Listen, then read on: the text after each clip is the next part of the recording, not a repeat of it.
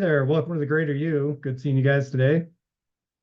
So I'm just going right from our social media post that we put out here today and have this up on the screen for you.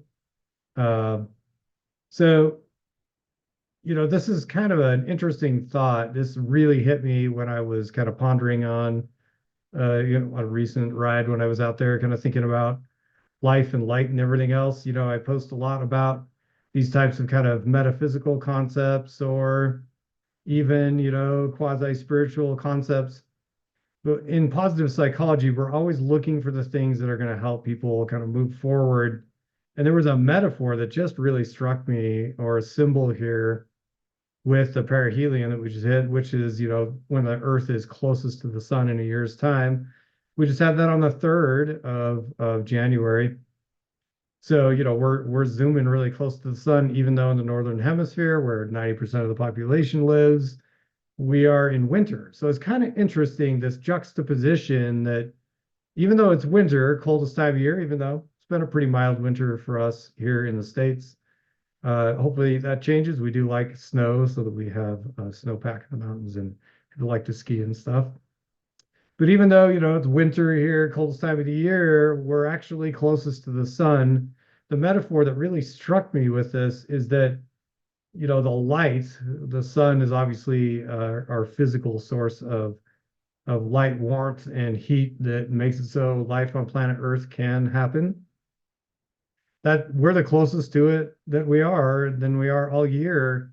And yet sometimes we feel like we're stuck in the dark. And I think there's a metaphor there to think about.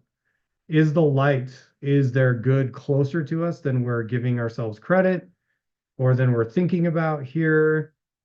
Are we falling into one of those age-old problems, which is negativity bias? Negativity bias is a bias that is incorrect.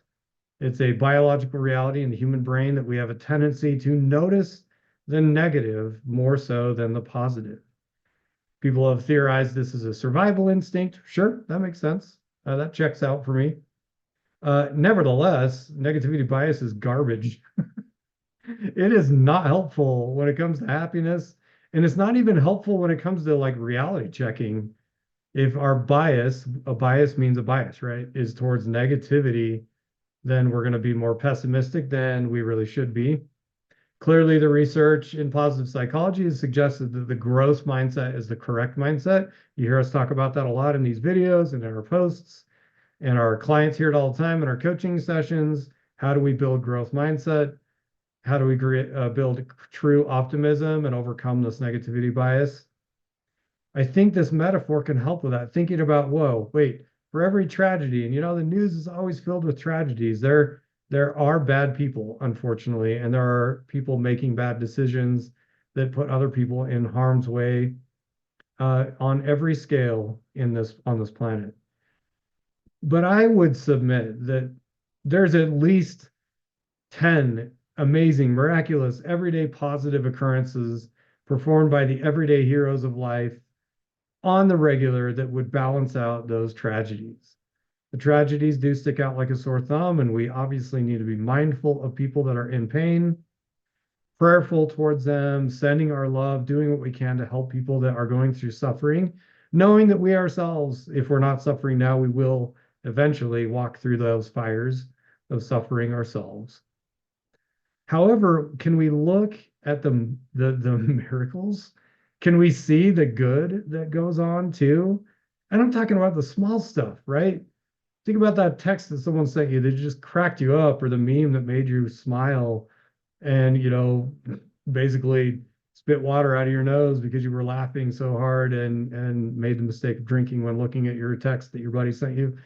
You know, think about that cat video you saw that just made you feel all warm inside.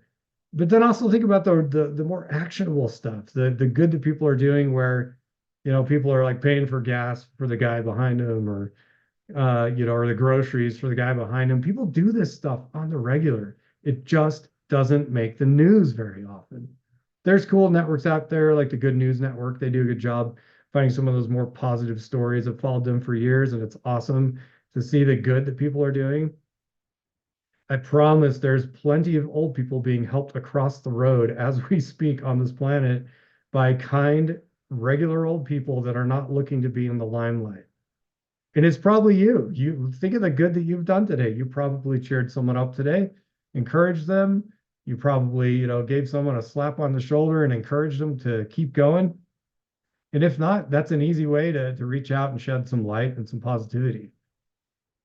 I guarantee there's more going on that's good than there is that's bad. It's just the bad stuff gets over-reported because of negativity bias in the news, and then it gets hyper-focused on. Um, and what if we shifted that? What if we started looking for the good? Don't ignore the tragedies, right? I'm not suggesting that we stick our heads in the sand.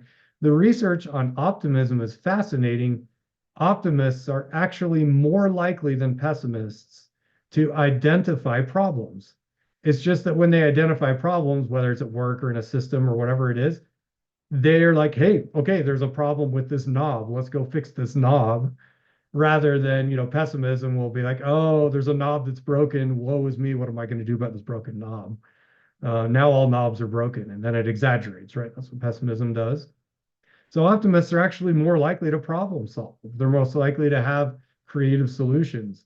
So true optimism, which positive psychology has studied quite a bit, and it is a learnable skill, helps us to see that the light is way closer to us than we're giving the light credit. It could just be right there behind your shoulder, right? Turn and look for it and be that. So there's your thought for today. Looking for that metaphor and seeing how that can apply in your life.